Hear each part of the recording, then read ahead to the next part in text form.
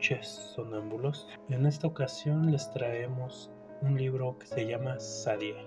No olviden darle me gusta y suscribirse al canal para traerle más videos como esto. Sin nada más que decir, empecemos. A la muerte de la bruja, capítulo 1. Mátenme de nuevo o tómenme como soy, porque no cambiaré. Es tu turno de ir por el balón, le dijo Jack a su hermanita. Pero ese es el lugar de la bruja. Y ya está muy oscuro. Mejor vámonos, mamá se va a enojar, contestó ella con una voz infantil. Recuerda que la bruja dejó de serlo y el balón se fue porque eres la peor jugadora de fútbol del mundo, así que debes de ir por él, cobarde.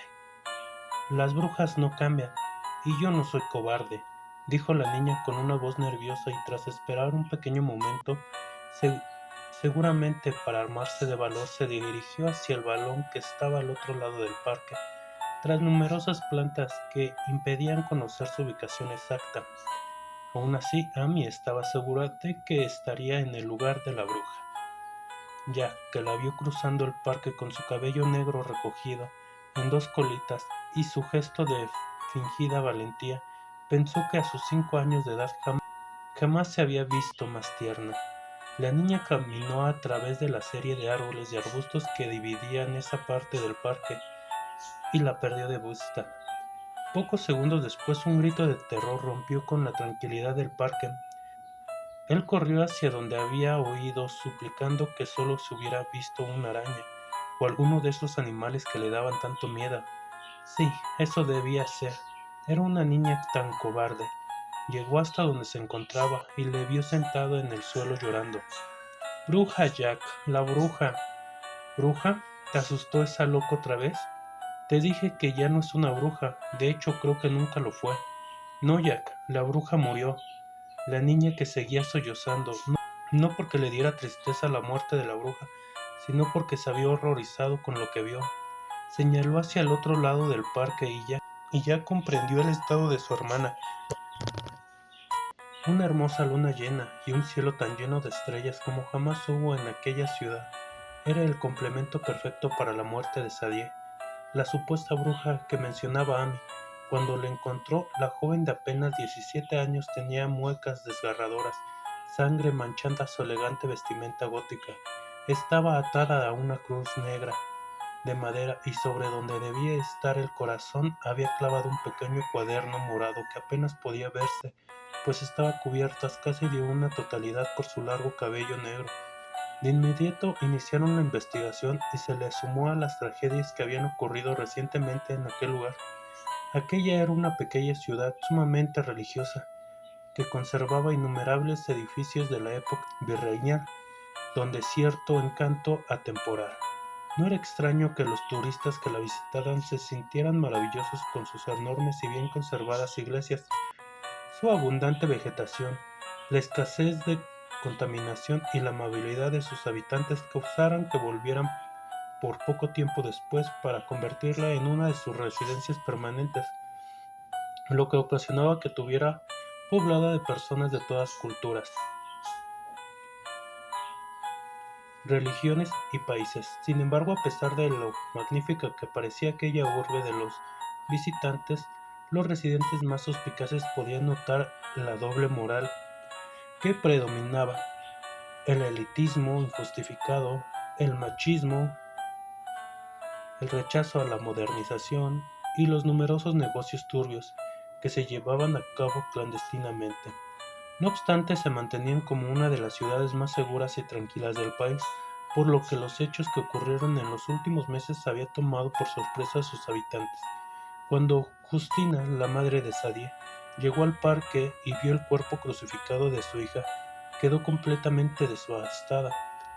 Tras su primer aborto espontáneo, creyó que Dios la castigaba por su anterior vida errática y que nunca la dejaría ser madre. Sin embargo, un año después, ahí estaba Sadie, con sus grandes ojos almendrados y su cabellera azabache.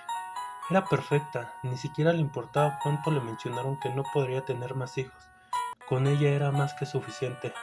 Con Alfonso, su padre, no tenía la misma historia, pues él deseaba más que nada tener un varón.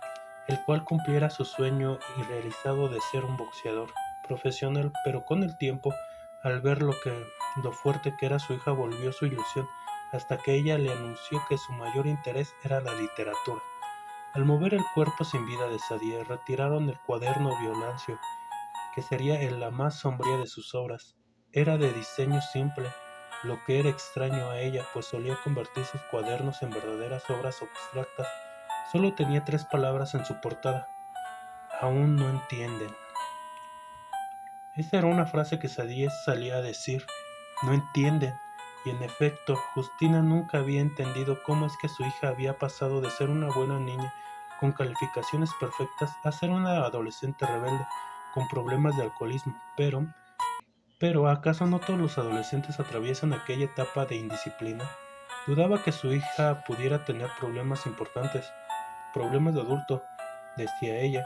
Siempre estaba ocupada preocupándose por lo mal que iba la situación económica. Justificaba el no poder tener más atención diciéndole que Sadie prefería estar sola. Alfonso, un hombre fuerte físicamente y que aparentaba serlo emocionalmente, vivía sumergido en su trabajo, al grado que rara vez se encontraba en casa. Él siempre decía: ya se le pasará con el tiempo, y sintió que su teoría se confirmaba cuando Sadie comenzó a dejar sus conductas extrañas. Cuando el cuaderno fue removido del cuerpo de Sadie, la decisión del comandante a cargo fue desecharlo, pero Justina intervino y pidió que la dejaran conservarlo. Ella contempló largamente aquella frase formada con recortes de revistas. Recordó haber visto ese cuaderno en una ocasión en la que había entrado sin permiso al cuarto de Sadie. A Justina realmente no le agradaba estar en ese cuarto, pero aún así lo visitaba a menudo, ya fuera para buscar drogas o sentarse en la extendida cama para intentar comprender qué pasaba por la mente de su hija. Se quedaba un largo rato observando la extensa colección de afiches que apenas sí permitían notar qué color de pared era púrpura, y el vestuario gótico tan costoso que nunca consiguió prohibirle comprar. Contemplaba con cierta curiosidad los dibujos que Sadie, descifrando las figuras en ellos. Miraba las muñecas que había modificado hasta volverlas engendros irreconocibles, y la gran colección de libros de las temáticas más extrañas que se pudieran ocurrir, desde novelas sanguinarias hasta ensayos sobre la demonología. Lo que más le causaba curiosidad de aquel cuarto era un dibujo hecho por Sadie, sin duda el mejor. Mostraba a una mujer muy hermosa de cabello rizado largo. Usaba una especie de toga que le hizo pensar en una diosa griega. En una mano sostenía una majestuosa espada y sobre la otra flotaba una llama. Tal vez hacía alusión a una de las diosas de la guerra. En los pies llevaba unas majestuosas sandalias doradas que se sujetaban con lazos hasta las rodillas. La belleza de aquella figura solo opacaba con aquella mirada tan penetrante y maligna, además de un par de alas demoníacas que salían de su espalda. Ese dibujo la fascinaba y aterraba al mismo tiempo. El día en que vio el cuaderno incluso se sintió que le había hablado, que aquella mujer fue la que le indicó dónde encontrarlo. Así, bajo un caos de ropa, muñecas y zapatos, lo vio. Apenas estaba por ojearlo cuando Sadie llegó.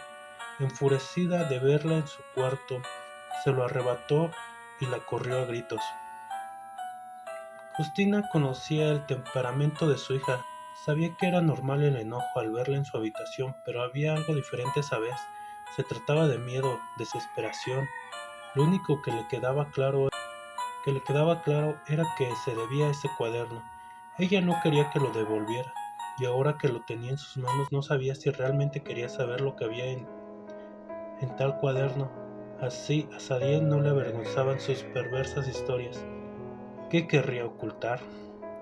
Recorrió las largas mangas del blusón gótico de su hija, rozando furiosamente contra su mano para arrebatarle la libreta, y cayó en cuenta de algo que no cuadraba. Hacía meses que ella no usaba esa clase de ropa, que hecho ni siquiera conservaba. Entonces, ¿por qué había portado el día de su muerte? Quizás era algo sin importancia, pero Justina le extrañó demasiado. Decidió no leer el cuaderno, pues le asustaba su contenido. Además, ya se le hacía tarde para sus acostumbradas reuniones cristianas. Era el único momento en el que olvidaba sus problemas y cada vez rezaba por la salvación de su hija. Guardó el cuaderno en un cajón de su buró y se fue. Llegado a tales reuniones recibió el pésame de sus amigos. Lo siento mucho por tu hija. Su pobre alma arderá eternamente en el infierno. Sabes que los suicidas van ahí, le dijo una mujer de aspecto serio y cabello canoso pulcramente recogido que usaba grandes lentes oscuros. Justina la miró muy enfadada y le contestó: mi hija fue asesinada, Rose. Tal idea no le agradó en absoluto. ¿Cómo le podía decir esa clase de cosas? Pero no le importaba. Ella sabía que Sadie no se había suicidado. Había cambiado mucho y seguramente ahora estaba con Dios. El día siguiente fue a comprar la despensa de la semana y tal y como lo hacía cada miércoles, sintiendo melancolía cada vez que veía algún objeto que le recordaba a su hija, su cereal favorito, ropa con la que solían usar los jóvenes parecidas a ella. Con tristeza regresó a su hogar y comenzó a ordenar sus compras enseguida. No soportaría el desorden. Al terminar decidió sentarse un momento en la sala y notó un objeto que no debía estar en su mesa. Se trataba del cuaderno de su hija. Tenía un mensaje diferente esta vez, pero el mismo corte sanguinolento en la esquina superior izquierda. Los recortes ahora formaban una frase: léelo y lo entenderás. Justina empezó a sentirse nerviosa. Se preguntaba por qué el mensaje había cambiado y cómo era que el cuaderno había llegado a ese lugar. Tal vez Alfonso había llegado temprano de trabajar y se había sentido curiosidad por él. Pero, ¿y el mensaje? Quizás lo había oído mal la primera vez y solo se encontraba estresada. Se tranquilizó con dichas ideas y decidió recostarse un momento en su cama. Se acercó a su buró, sobre el cual tenía numerosos libros de temáticas religiosas, buscando a alguno con el cual relajarse un rato. De pronto vio algo poco familiar en su colección, un lomo morado que no pertenecía ahí. Ella sabía bien lo que era e inmediatamente lo desertó de su búsqueda. Estaba alterándose, así que prefirió dormir un momento, pero un largo rato, y no lograba conciliar el sueño. Tras un parpadeo notó el cuaderno ya no entre sus libros, sino a la orilla de su buró, llamándola con la invitación de en él: léelo y entenderás. Decidió voltearse para no verlo, pero comenzó a escuchar cómo el buró tambaleteaba, tirando todo lo que había sobre él. Asustada, volteó inmediatamente. El buró no se movía y todo seguía en su lugar. Pensó que había imaginado el sonido por su mirada, permaneció fija en el cuaderno. De pronto en este abrió y las hojas comenzaron a pararse solas. Las primeras estaban en blanco, pero tras la mitad una viva imagen de su hija apareció en ellas. Era como los últimos días, normal y sonriente. Sin embargo, la sonrisa se le desvaneció. Un gesto de desesperación inundaba su rostro. La imagen se llevó las manos al rostro y tras un grito desgarrador se arrancó la piel, mostrando los músculos ensangrentados bajo ella. Justina emitió un grito de terror y enseguida despertó al escucharse a sí misma. Tal había sido su miedo que algunas gotas de sudor resbalaban por su frente. Al menos solo había sido un sueño. Volteó hacia el buró y asustada notó que el cuaderno se encontraba a la orilla. Su primera reacción habitual sería ir a leer algún salmo de la Biblia para calmar su ansiedad, pero contrario a eso tomó el cuaderno en sus manos. Lo contempló largo rato antes de decidirlo abrir. Por fin lo hizo. El cuchillo con el que había sido clavado al cuerpo de Sadie había dejado un corte ensangrentado en cada página, lo que causó una repulsión, pero no lo suficiente para dejar el cuaderno. Una hoja se había anexado a él y estaba fechada con el día previo a la muerte de Sadie. Comenzó a leer lo que decía: 28 de marzo. Lola Justina, sé que tú eres quien leerá estas páginas. ¿Quién más? ¿Acaso Alfonso? ¿Aquel que siempre quisiste que viera como un padre? ¡Ja! Un fantasma que apenas si se materializa en tu casa no puede ser considerado como tal.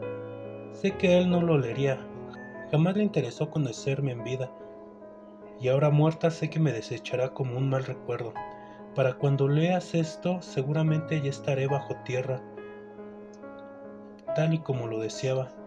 Pero ¿qué tienes en tus manos? Es la crónica de una vida. Las explicaciones que quieras. Un diario. Espero que con esto entiendas por qué. Aunque te pareciera que eran unos los meses felices de tu hija, yo solo me pudría por dentro. Notarás que dedico mi muerte a ti y a tu querida religión. Y no te preocupes por aquel asunto del infierno, pues no hay mayor tortura que la que pasaba en vida. Serán vacaciones para mí. Sé que estar sin mí te hará feliz. No más pleitos, no más enojo, ni música a altas horas de la noche. Duerme feliz. Te amo, Sadie. Espero y haya sido de su agrado. Déjenme en los comentarios saber qué les pareció. Suscríbanse y denle me gusta para poder seguir haciendo este tipo de videos. Nos vemos hasta la próxima, sonámbulos.